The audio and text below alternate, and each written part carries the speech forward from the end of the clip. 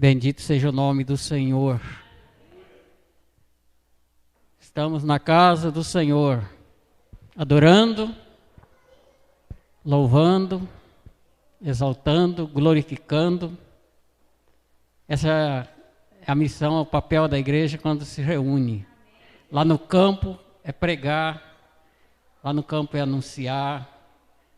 Aqui nós trabalhamos para o Senhor. Servimos ao Senhor, que nós estamos servindo ao Senhor, em corpo e alma. A palavra adorar, a palavra adoração, às vezes nós pensamos que adoração é a gente chegar no altar, ajoelhar, botar a mão no coração, pegar o violão, Não. O verdadeiro sentido da palavra adoração é o trabalho que nós fazemos para o Senhor, é o nosso trabalho que oferecemos. E nós estamos aqui servindo ao Senhor. Somos seus servos.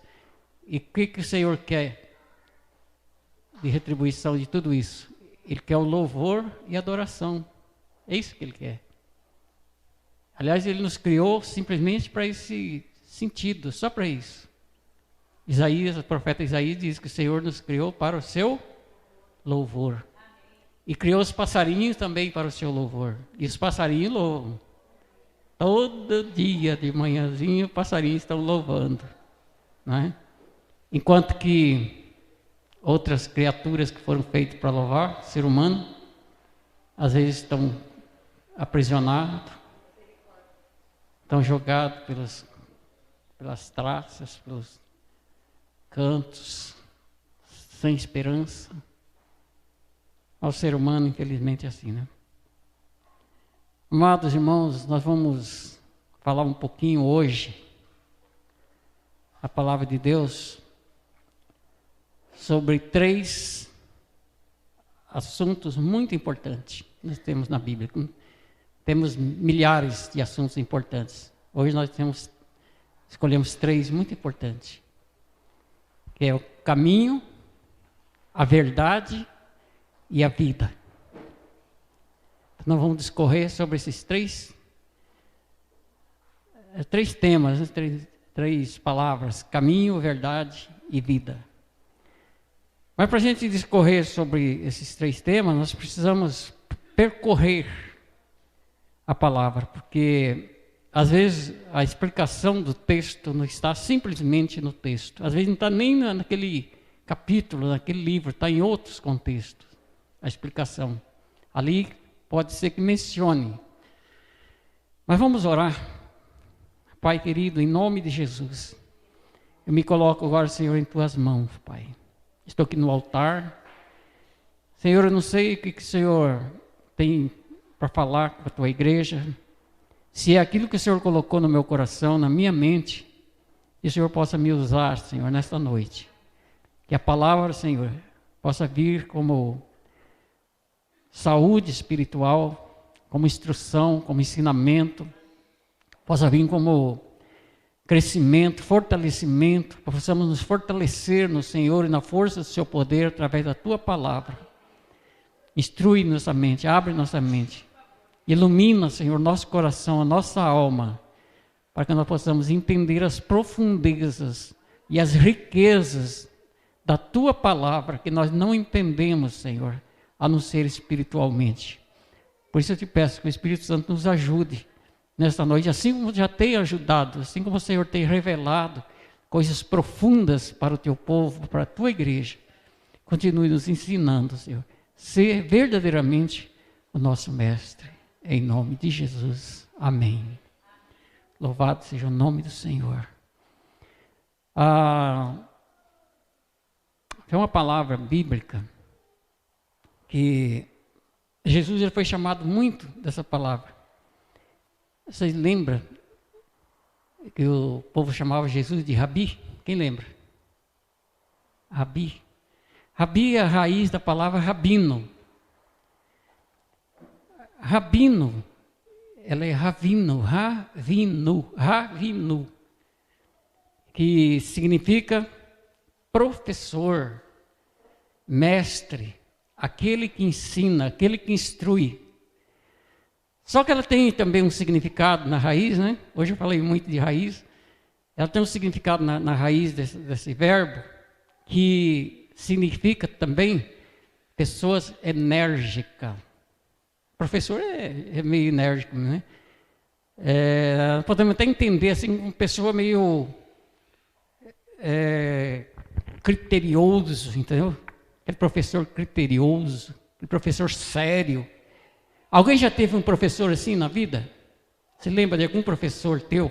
Professor de matemática, professor de física, hein? Professor de português. Eu tinha uma professora de português. Eu acho que por isso que eu não aprendi português, fiquei com medo dela. Mas essa professora, eu vou falar para vocês. Ela parece que ficava assim, só, como diz o mineiro, só ficava espiando você. Quando você desse uma vaciladinha, ela cortava você na hora. Não é isso, não é assim. E ele podia ser onde estivesse. Se eu estivesse pregando, ela estivesse sentada aí, e eu falasse alguma coisa errada aqui, ela me corrigia na frente de todo mundo. Ela era muito austera, entendeu? Muito brava. Mas sabe o que acontece? Eu vou dizer uma coisa para você. Eu acho que eu esqueci dos outros professores e não esqueço dela. Olha que coisa interessante. Não consigo esquecer dela. Justamente por isso que ela pegava. Ela pega no pé. E por ela pegar no pé, é aquilo que a gente nunca vai esquecer daquele momento. E a palavra rabino, por que eles aplicavam esse nome em Jesus? Porque Jesus era enérgico, irmãos. Jesus ele não dava boi, não dava moleza, não. Tinha hora que ele chegava junto mesmo assim, ó, e ele não corria, não. Ele chegava junto assim e falava assim, os seus raças de víbora, serpente, maldosas, venenosas, vocês são terríveis. Jesus chegava na barba dos caras lá e falava mesmo. E pegava as cadeiras e virava e fazia. Não, você estava pensando, Jesus é bom até demais. Jesus é bom, é bom, é bom até demais. Ninguém faz as obras que ele faz. Ele é bom, mas ele é enérgico, né? Jesus gosta das coisas certas. As coisas certas. Ele perdoa? Perdoa. Só que ele fala para você, não faz mais não, viu? Vai e não peques mais. Não faça mais isso não. Então, a palavra rabino é justamente isso daí. Vem de pessoas enérgicas, né? Abre a tua Bíblia comigo em Hebreus, capítulo 9 e o versículo 4. Se der tempo, até meia-noite, nós vamos discorrer um pouco aqui. Gustavo, passa uma risca aqui, ó.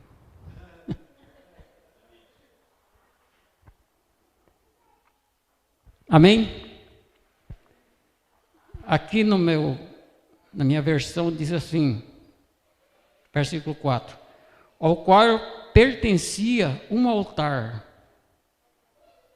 de ouro para incenso e a arca da aliança totalmente coberta de ouro, na qual estava uma urna de ouro, contendo o maná e o bordão de Arão que florescia e as tábuas da aliança. Esse texto aqui está falando de várias coisas aqui, só que nós vamos ater algumas coisas. Aqui está falando da arca. Eu acho que todo crente já ouviu falar dessa arca do concerto. Lá do Antigo Testamento, que existia uma arca do concerto. A história dos hebreus, quando foi tirado lá do Egito. Isso aí, a novela ensina isso aí, a televisão ensina isso aí, né? Todo mundo já assistiu isso aí. Então, quando foi tirado o povo, foi tirado do Egito, por Moisés, e chegou no deserto, Deus mandou que Moisés fizesse um tabernáculo. Tabernáculo é uma habitação. Taberna, hoje nós temos até como uma venda, um mercado, um barracão. Obrigado. Tabernáculo é um lugar de habitação. Então, Deus mandou que Moisés fizesse um tabernáculo com algumas exclusividades. E deu a planta do tabernáculo e orientou. Oh, Moisés, você faz assim, faz assim, faz assim. Ensinou ele a fazer. Lá no final da nave, igual está aqui, nós estamos aqui, bem no finalzinho assim, tinha um quadradinho lá onde ficava a Arca do Concerto. Ali era o lugar santo dos santos. É como se fosse cabininha aqui, ó, do Vitor, né? Aí ali naquele lugarzinho ali só entrava o sumo sacerdote uma vez por ano, oferecer sacrifício por ele e pelo povo. E ali no lugar santo do santo ficava a Arca do Concerto. A Arca do Concerto era uma malinha, mais ou menos de 70 centímetros de comprimento por uns 35 de largura. E ela tinha uma tampa em cima, pesada, chamava propiciatório. E aquela tampa, ela era coberta com 2 querubins de ouro. Interessante, muito linda a história. Quem já leu sabe disso aí, né? Vai confirmando aí. Se eu errar, pode falar. Então, aqui a história que está contando aqui, o escritor do Hebreus está falando que lá na arca, o que acontecia dentro da arca? Dentro da arca estava o maná, estava o bordão de Arão, que é a vara de Arão, e que floresceu, e as tábuas da aliança, as 2 tábuas dos 10 mandamentos. Então estava dentro da arca. Isso aí viajou 40 anos no deserto dentro da arca. Só que acontece o seguinte, depois que vieram para Jerusalém, aquela arca foi colocada no templo, foi tirada do tabernáculo, não existia mais tabernáculo, foi colocada no templo. E a arca sumiu, simplesmente desapareceu. E os judeus, até hoje, eles ainda acham que essa arca, os judeus, o povo de Israel, todo mundo, né? Porque quando eu falo judeu, irmão, não estou falando totalmente povo de Israel. Judeu, israelita. O israelita, né, nem todo israelita é judeu, mas todo judeu é israelita. É interessante isso daí. O judeu é lá do sul, da Judéia, né? O povo judeu é da Judéia. Então vamos lá. Aí, eles acham que essa arca ela desapareceu na época do cativeiro babilônico, 70 anos de cativeiro. Então, eles acham que desapareceu por ali. E não acharam mais. Aí tem uma coisa interessante, né? Interessante daqui. Jesus falou, Apocalipse 2, se não me falha a memória, 17. Confirma aí para mim. Olha o que Jesus falou aí. Vamos confirmar. Apocalipse 2 e o versículo 17. O que está dizendo aí? Pode ler, quem achar.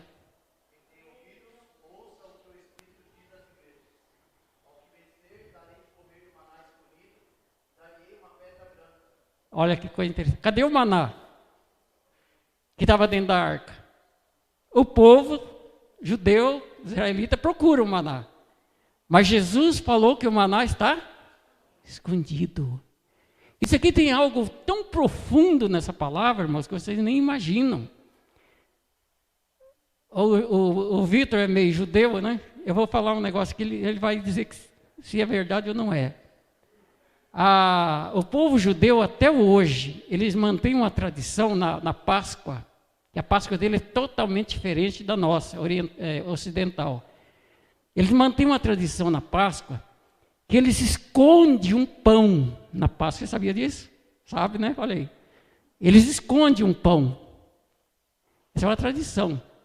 Então Jesus associa esse maná com pão escondido também. E aquele pão, quem achar, depois faz a festa. Ele é premiado depois que ele achar o pão. Depois da Páscoa, depois que passa tudo, aí vão procurar o pão. Aí quem achar, faz a festa. É interessante, né? Então Jesus vai e fala sobre o maná, esse maná escondido. Agora, a palavra maná, o que significa maná? De onde veio o maná? Como surgiu o maná? O maná surgiu no deserto, Aí o povo estava clamando, queria carne. Então Deus falou assim, não, eu vou mandar coisa melhor para você. Eu tenho coisa melhor, Deus tem coisa melhor para você, viu? Para de estar comendo essas carnes, esses panelões de carne. Aí Deus pega e manda o maná. E interessante que nós aprendemos aqui uma lição também, desse maná. O horário que o maná caía era de manhã. O maná caía de manhã. Nós somos o contrário, nós trabalhamos o contrário. Nós trabalhamos o dia para comer à noite. Nós pensamos no dia de amanhã, irmãos. Nós achamos que se nós não trabalhar, não tiver nosso emprego, não fizer isso, não fizer aquilo, nós não vamos poder sobreviver. E aí nós ficamos dando murro em ponta de faca e esquecemos, não damos nem muita atenção para Deus, não temos tempo de ler a palavra, não temos tempo para nada, temos que correr por causa do horário, por causa do trem, por causa do metrô. Vocês estão entendendo? A nossa expectativa está lá fora, está no mundo. E Deus fez o contrário. Deus fez o seguinte, Deus deu pão para o povo, para se alimentar, para se ficar forte, para sair para trabalhar. Não sair em busca de pão. Não precisa sair em busca de pão, Deus proverá. Jesus falou, buscai primeiro o reino, depois as demais coisas vão ser acrescentadas para vocês. Olha que coisa maravilhosa. Então não precisa ficar correndo atrás de nada, não. E justamente, quando Deus mandou o maná, mandou pensando nisso. A palavra maná é manur, entendeu? Manahu, manuar, manahu, dois significados, manahu. E a palavra manahu, ou manua, significa o que é aquilo? O que é aquilo? Quando o povo acordou de manhã e viu o maná lá na grama, lá no deserto, lá, eles assustaram, falaram, que é aquilo? Que é aquilo? Que é aquilo? Você sabe que Jesus é curiosidade para muita gente. Para muita gente. Tem muita gente que diz que tem fé em Deus, mas não conhece Deus. Não é problema. Todo mundo se pergunta, você tem fé em Deus? Tem. Você obedece a Deus? Você conhece os caminhos de Deus? Você conhece a palavra? Você ora, você serve a Deus? Mas tem fé. Diz que tem fé. Mas só de ouvir falar. Quando vê, aí vem a expectativa. Eu lembro disso aí. Quando eu aceitei Jesus, eu achei tanta coisa estranha na minha vida que eu não conhecia, mano. Não conhecia, não sabia que era assim. Aí eu fico a minha alma ficou perguntando, mas o que é isso? O que é isso? É novidade dos céus para nós. Coisa maravilhosa, né? Então o que acontece? Dentro da arca, exatamente 3 coisas. O maná. O que mais que tinha? A vara de Arão e as tábuas do mandamento. Ficavam guardados, e isso tem um significado muito profundo. Ficavam guardados ali. Hoje eu falei de manhã, e eu vou repetir aqui, que tem muita gente aqui que não estava de manhã, sobre o significado dessa palavra também. Está associado aí as 3 coisas, maná, a vara de Arão e as tábuas dos 10 mandamentos, que está dentro da arca, e a arca está dentro do tabernáculo.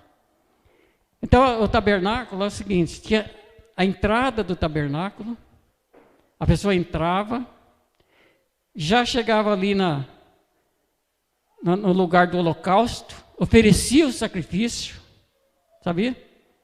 Oferecia o sacrifício, saía dali, passava na pia, lavava as mãos, para depois sair para outros lugares, para frente. Então, Jesus, lá dentro do tabernáculo, aí representava o quê?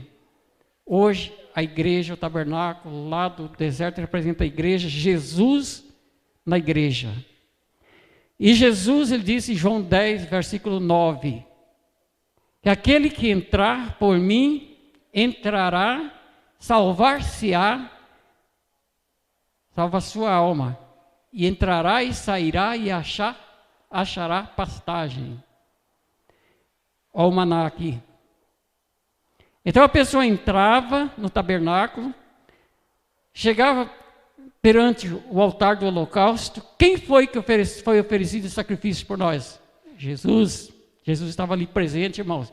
Todo passarinho, todo bichinho, todo animalzinho que morria ali, representava a morte de Jesus. E nós ali recebendo o perdão. Saímos dali, nos lavava ao batismo. Olha o batismo. Batizava, depois ia comer o maná, se alimentar do alimento celestial. Coisas escondidas que Deus tem para o homem, para a mulher que se converte, que aceita Jesus. O mundo não tem isso. O mundo não sabe disso, irmãos. Você tem algo especial aqui, ó, vindo dos céus todos os dias da tua vida. Deus é o mesmo ontem, hoje, será para sempre. Só mudou o sistema, mas Deus não muda. Deus não muda, Deus é o mesmo. E aí quando acontecia esse processo aí, hoje simboliza o altar, para nós simboliza o lugar da oração, sacrifício. Nós chegamos perante o altar, oramos, derramamos nossa alma, nossas lágrimas. E existe um significado, um simbolismo também do altar, é o seguinte: altar é lugar de morte. Nós temos que morrer todos os dias para os nossos pecados. Todos os dias. Temos que sacrificar, oferecer o nosso corpo como sacrifício a Deus. Sacrifício vivo, santo e agradável. Temos que chegar no altar do Senhor, deitar, debruçar em cima do altar e morrer para o mundo, mas viver para Cristo. Esses são os significados das palavras. Aí, nós vamos para frente, que diz... Abre comigo João 14:6. Agora nós vamos começar a entender. Vamos para o Novo Testamento.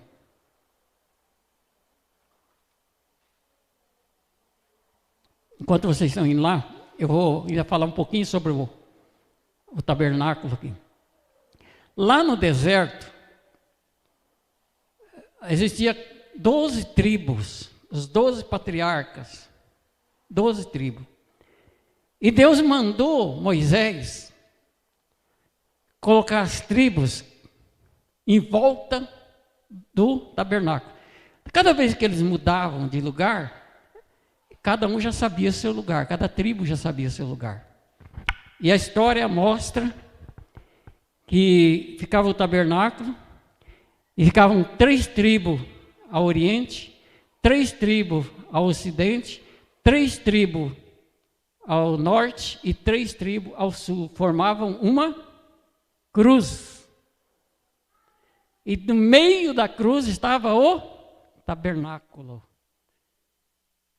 E essa cruz já representava a cruz de Cristo. O símbolo da igreja, a cruz de Cristo. Então tudo isso é sombra. O Hebreus fala, se você ler o livro de Hebreus, você vai ver que o Hebreus fala que era sombra dos bens futuros.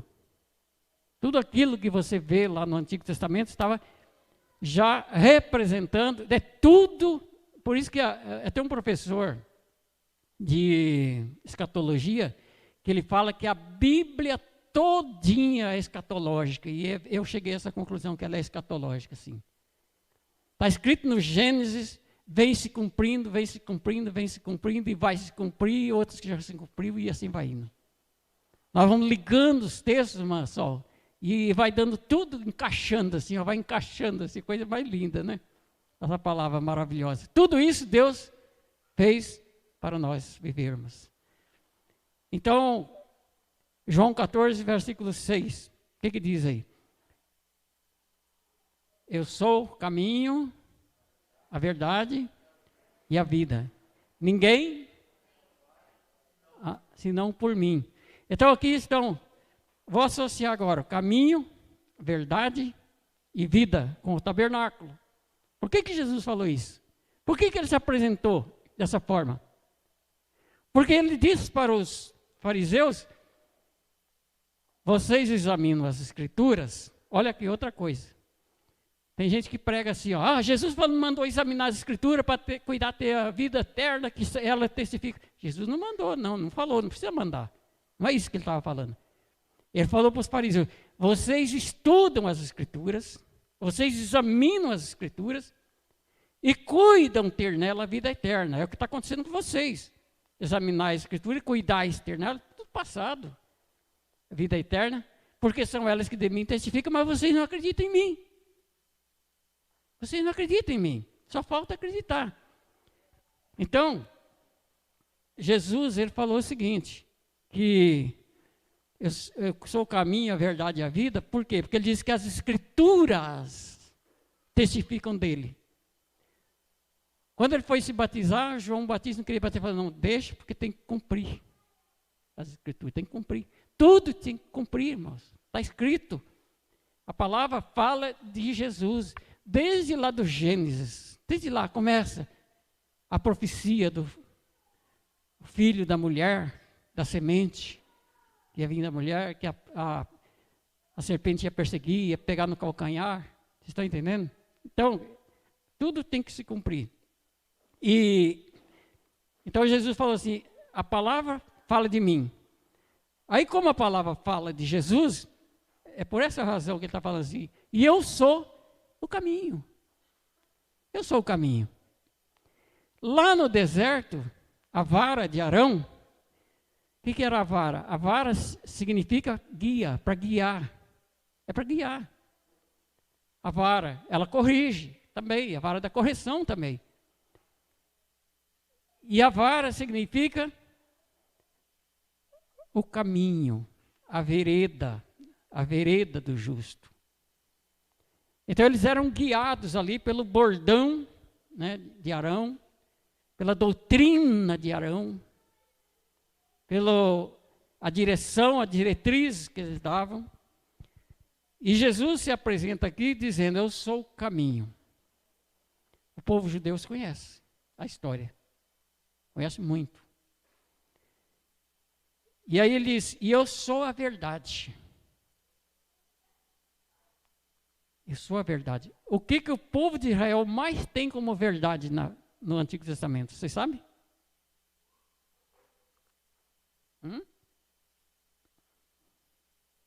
Eles mais têm como verdade, aí fala assim, a lei, os 10 mandamentos. Não, não é isso.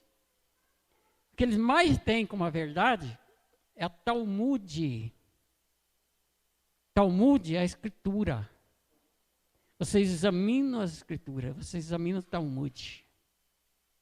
É o Talmud. Então o povo de Israel é fiel ao Talmud.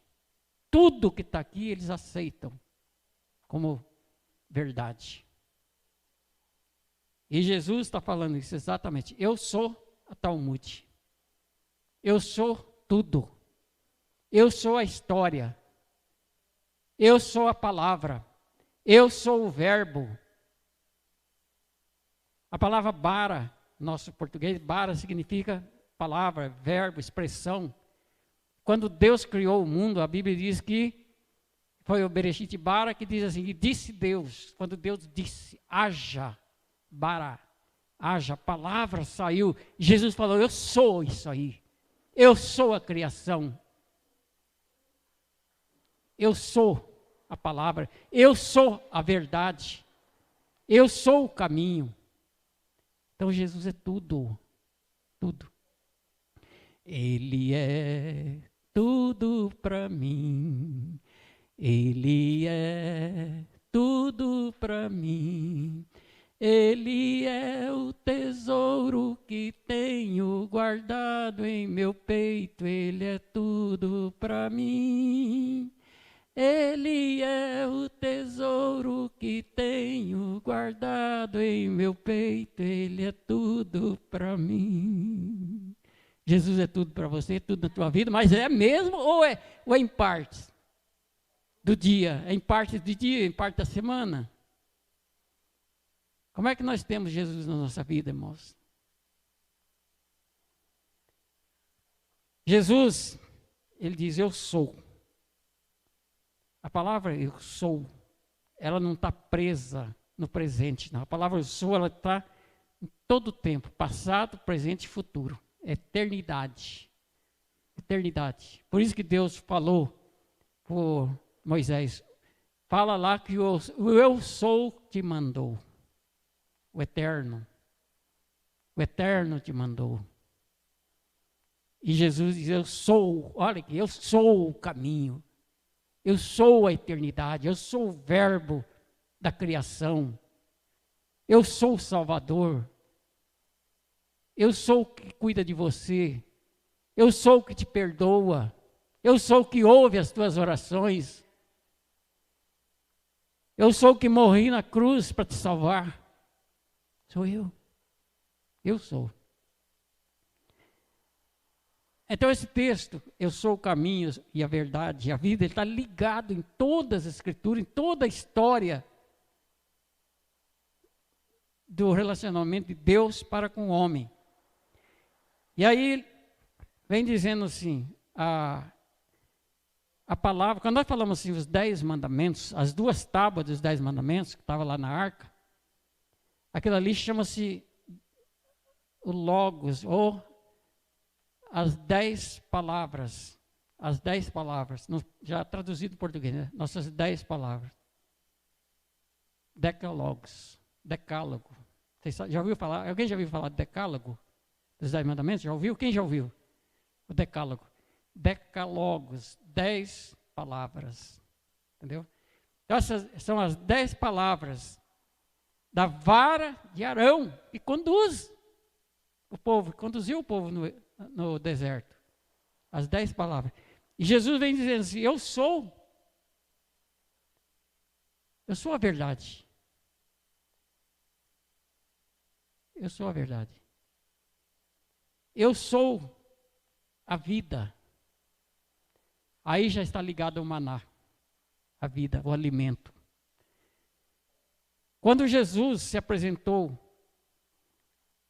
lá na Galileia, ele se apresentou como sendo o pão descido dos céus. Vossos pais comeram maná no deserto e morreram. Mas quem se alimentar de mim, nunca morre. Nunca morre. Eu sou o pão vivo que desceu do céu. O maná representava Jesus.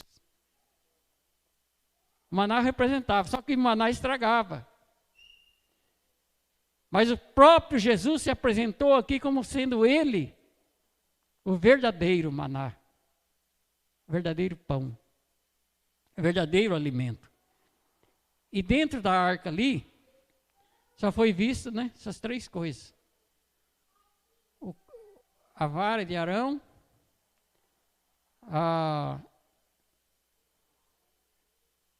que mais? As tábuas do mandamento, que mais?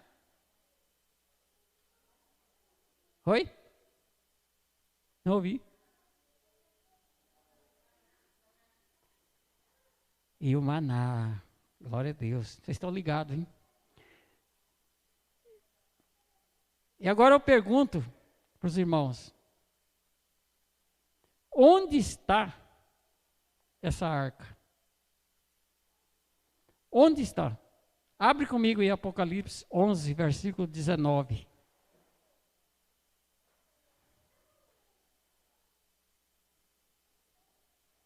Apocalipse, capítulo 11, e o versículo 19.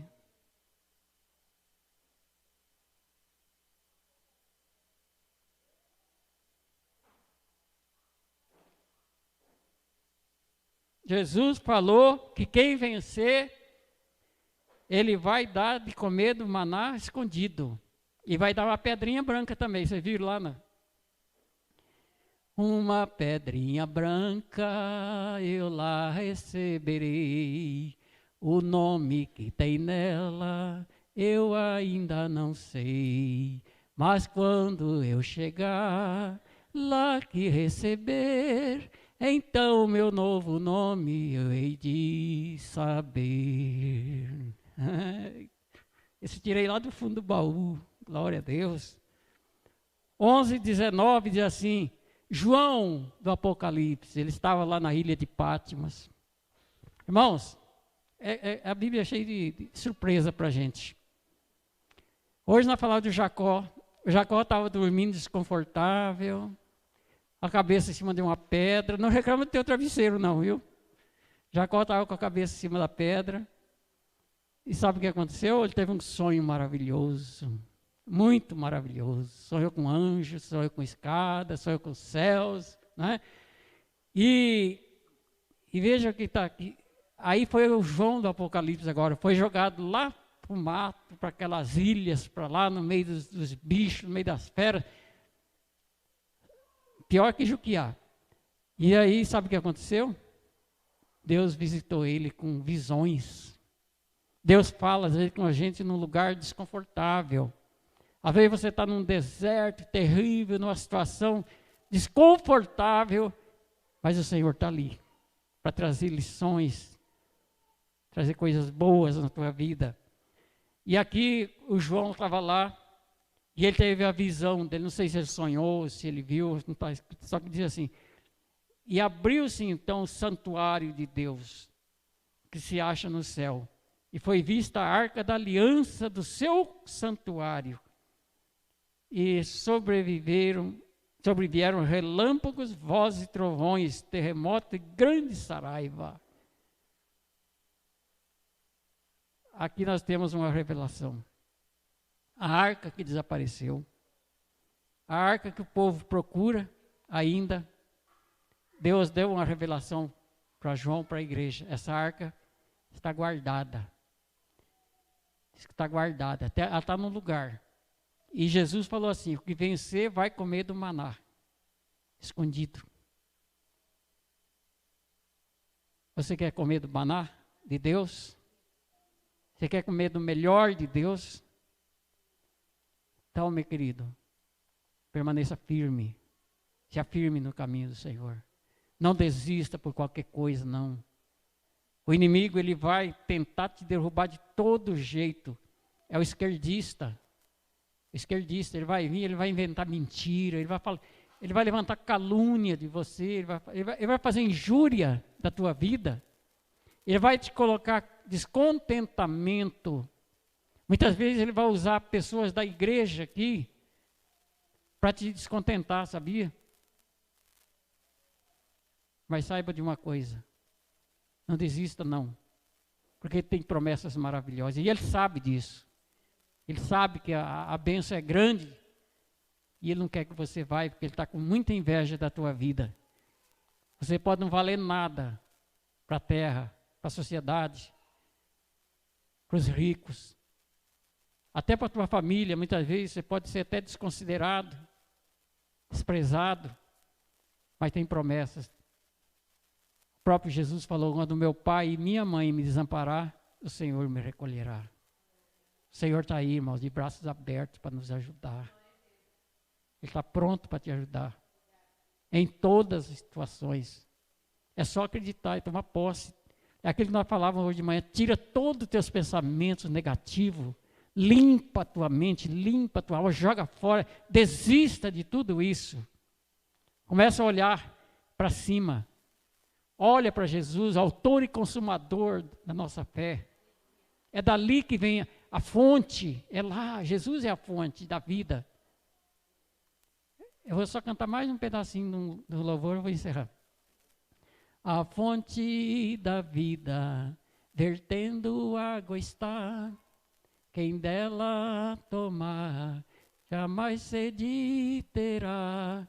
A fonte da vida, vertendo água está. Entendeu?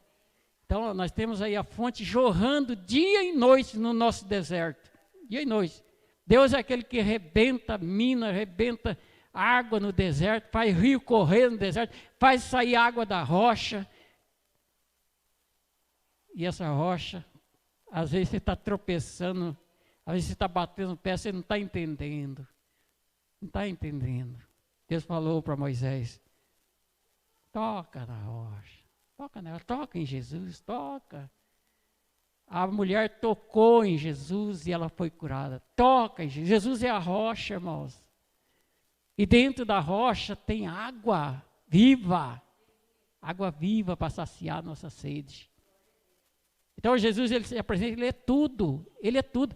Tudo que você contemplar nesse mundo diante de uma situação difícil, e você olhar para uma outra coisa, você olha para uma árvore, você vê Jesus, Ele é o Criador, ali está a vida, a árvore não se move sozinha, não cai uma folha se Jesus não estiver ali.